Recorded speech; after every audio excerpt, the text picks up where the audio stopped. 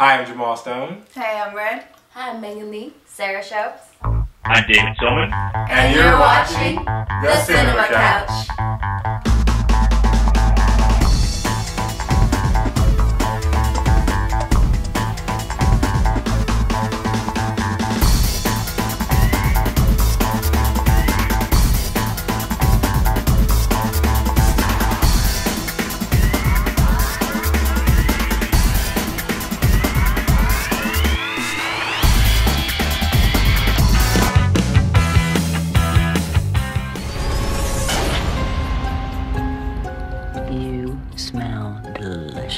Okay, so thank you so much for joining us today, David. We really appreciate you coming by.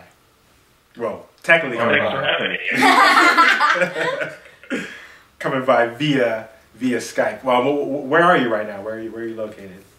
I'm actually in San Diego, one of the cities where the movie was playing on the big screen, and definitely want to see your movie on a big screen. Definitely. Yeah, absolutely.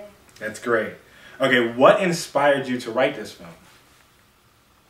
Actually, I've always been interested in kind of fractured fairy tales, modernizing fairy tales. And honestly, I was sitting around with the director and the producer, and the director had the rights to direct another movie of mine, but it was much bigger, like a $10, $12 million comedy.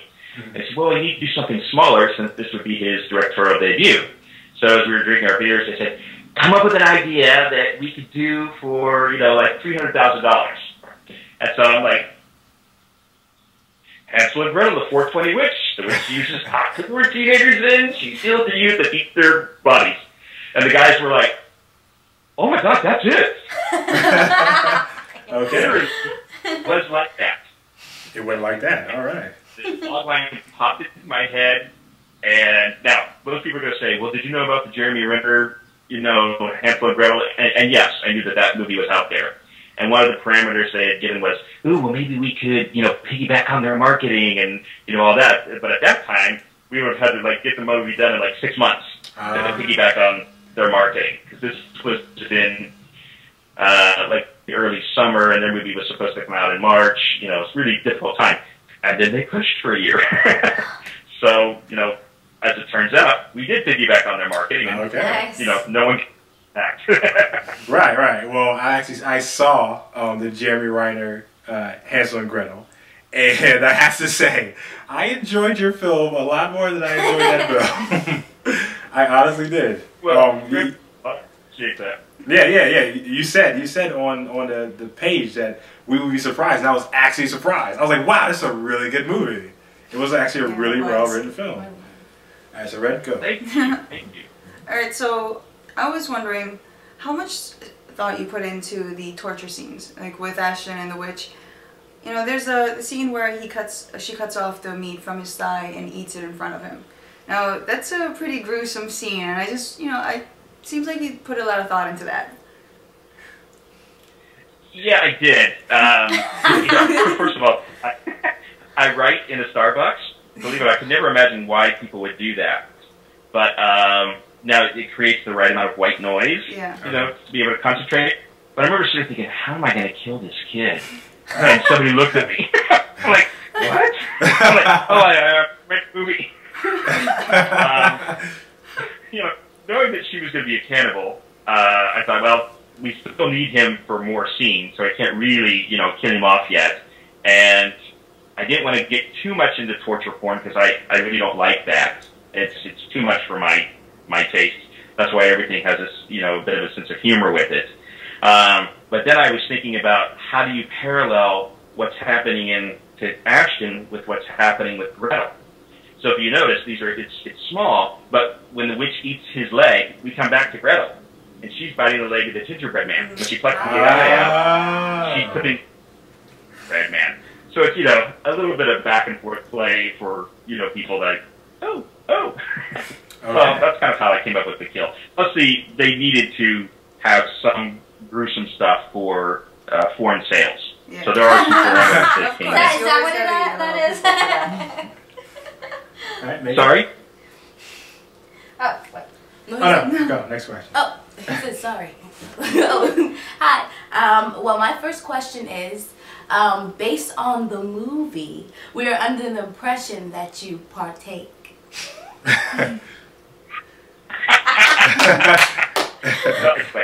People that know me think this is the funniest movie for me to have ever written. It's not like I have never partaken.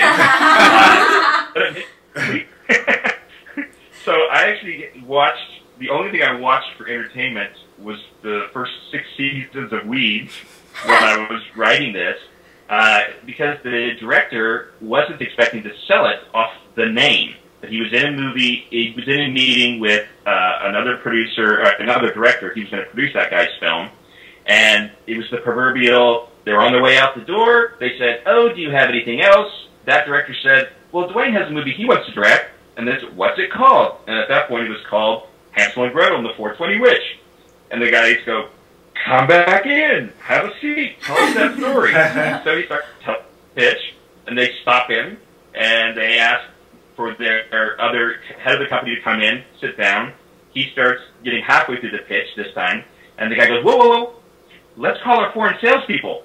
And literally, at the end of that conversation, they had said, "Okay, well, we'll give you X amount of dollars for the foreign rights today for this movie."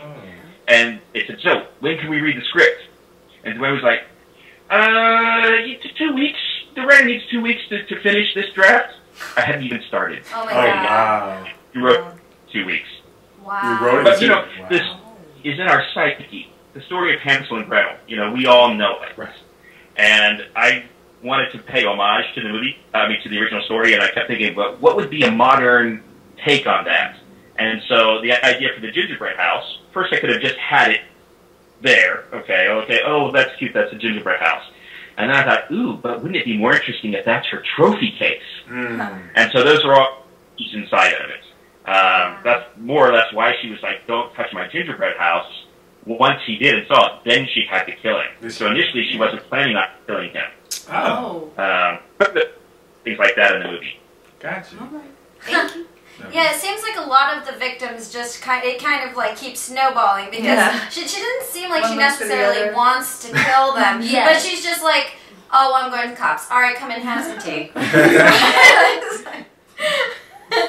I know. Because there were some things that you just don't get into the movie. Like there was just a shot of boxes all over the house, so you know that she has just moved in. Mm-hmm. She's just getting started, and all of this is happening over the the weekend that the kids' parents were with the still kids.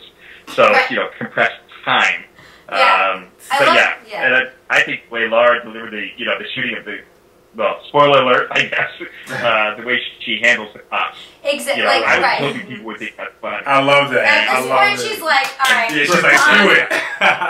That was So, awesome. speaking of Laura Flynn Boyle, I think that she may slightly have a reputation of being a little bit of a diva, but I have to give you credit. Like, in this film, like, at the beginning, I didn't even realize that was her.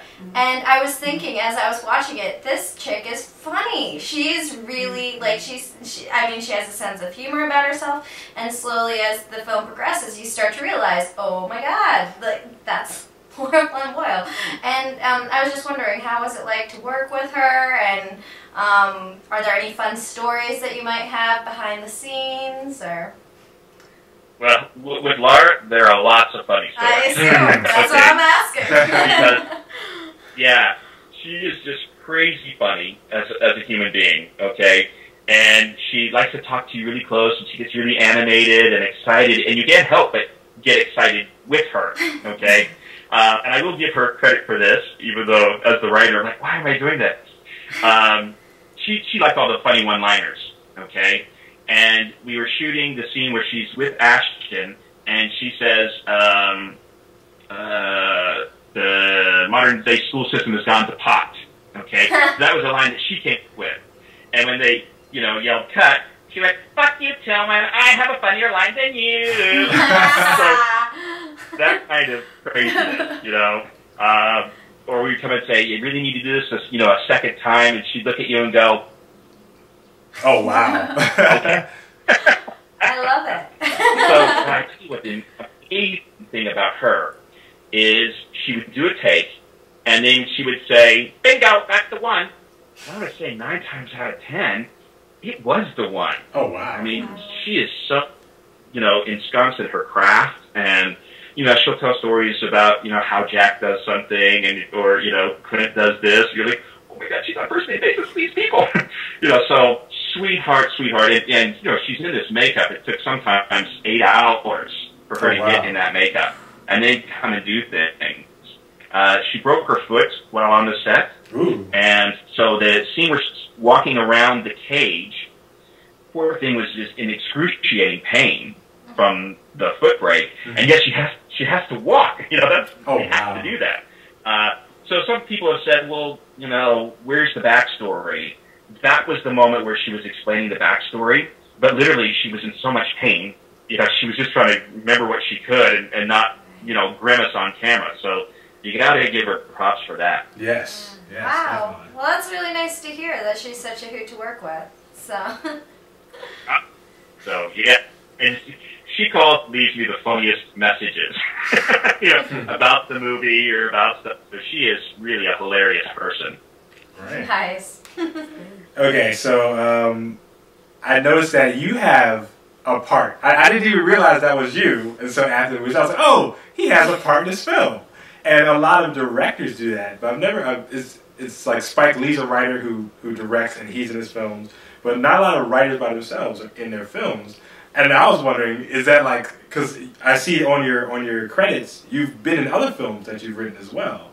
Is that like a requirement? You're like, okay, right. I can make this script for you, but maybe throw me a part. I wrote this part for myself. Like, do you write a part for yourself, like, or just thinking of yourself? Is that what happens? Well, I see it. Whenever the description said a bearded, chubby, jovial guy, you can pretty much figure that's the role I want. I start off as an actor, and I have a lot of fun acting, but I have control issues. I'll be the first one to admit it. And so ultimate control would be to be the writer-director, which I've done some writing. Yes. But the writer is telling the story first. So, you get to put your stink on the whole story. But I have fun with it, and I always wanted to be killed in a horror movie. Although if we get a sequel, Norm may have an identical twin brother. Oh, wow. Okay. Naturally. Okay. All right. Okay, so I'm one of those sort of people who really likes watching, director's commentary, the deleted scenes, I'll watch the deleted scenes for like the crappiest movie. But I know that with everything that, you make, like, every scene feels, like, I worked so hard on that, that's my scene, I love that scene, and I just wonder if there are any, like, scenes that you just really, really felt for that didn't make it in the last, final version. Well, you're open a can of worms. Norm actually had a lot bigger part in this thing.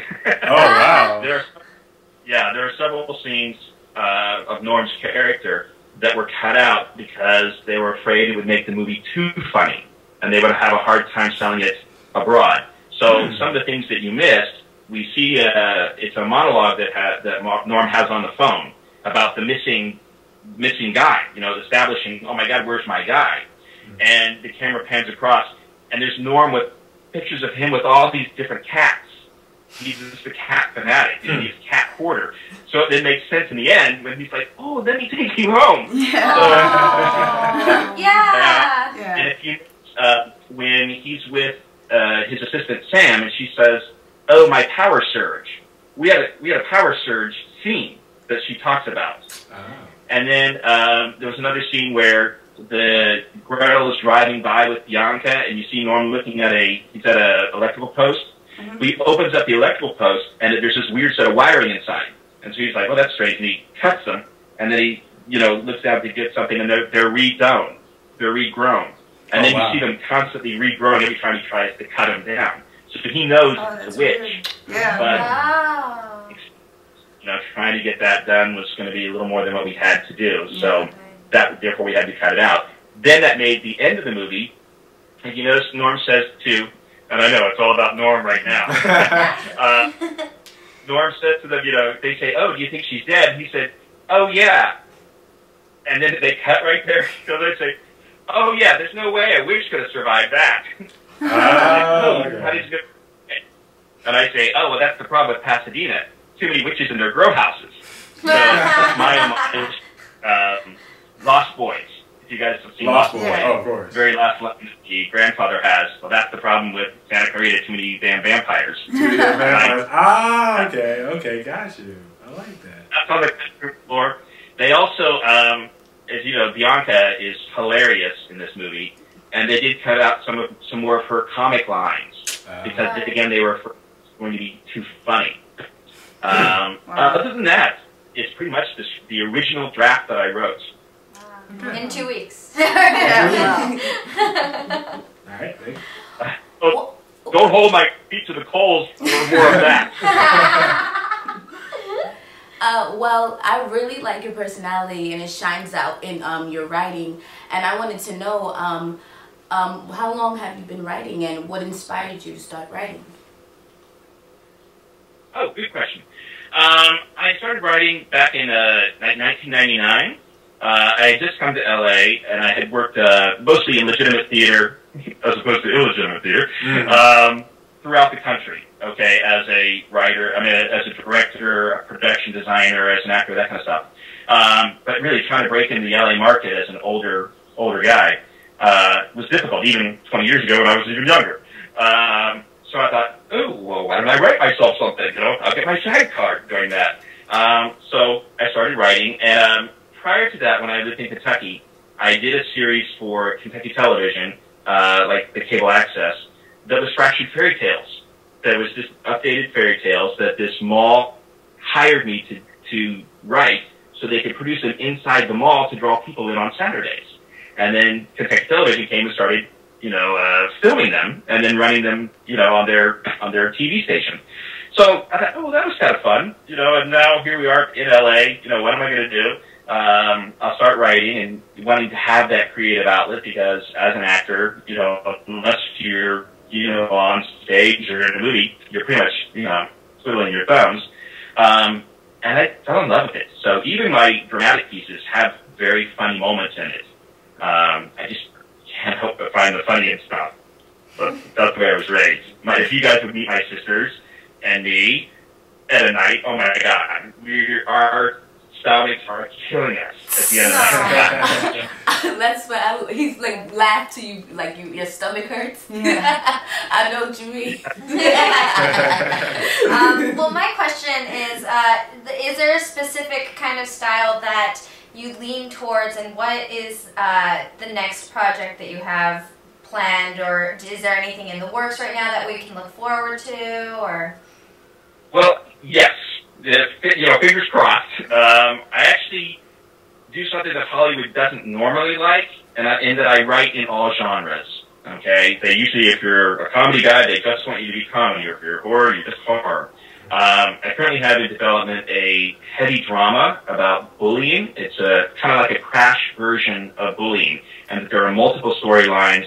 It's told in one storyline you see from the beginning to the end. The other storyline, the two main storylines, you see from the end to the beginning.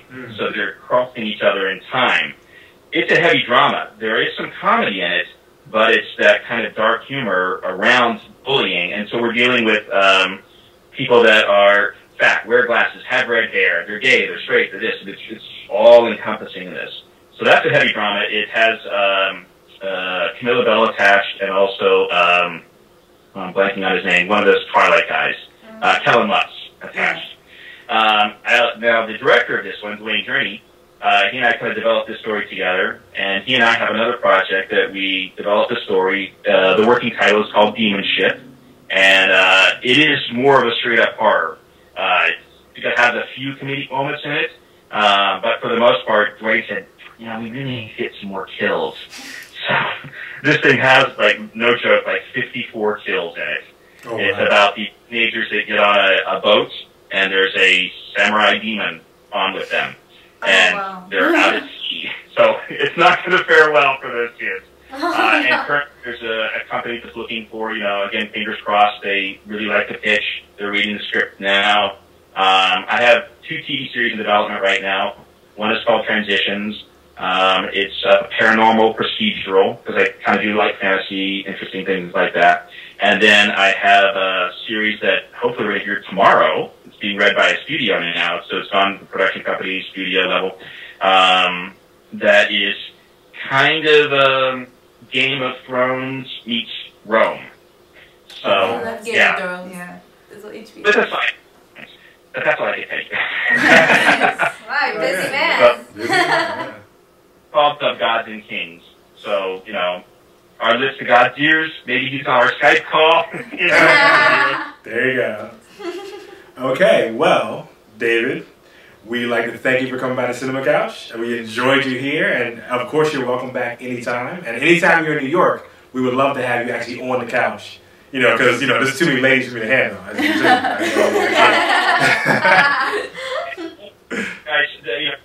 Okay, so this is the biggest role of my life, but I just have to say, you know. So I'm like Google searching, oh, Hansel Gretel Get Baked, you know. And I came upon your review of the trailer. And I tell you, I just was tickled by you guys. The way your insights on things, and thought it was really fun. And then, you know, I thought, well, maybe if they see the movie. I tell you what, you guys are great. You've got great energy coming through on your show. It's, you know, you're having fun. And to me, you know, that's what we're here on the planet for. Have fun, enjoy our souls, and, you know, enjoy ourselves. Absolutely. Yeah, well, thank you so much for coming we by. look forward to your future projects. Yeah, definitely. We'll review it when they come out, for sure. All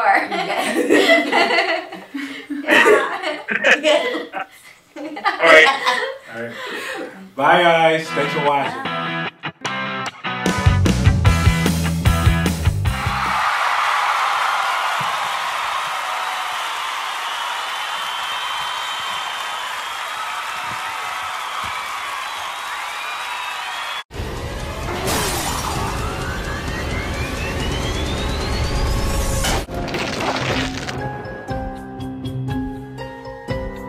With me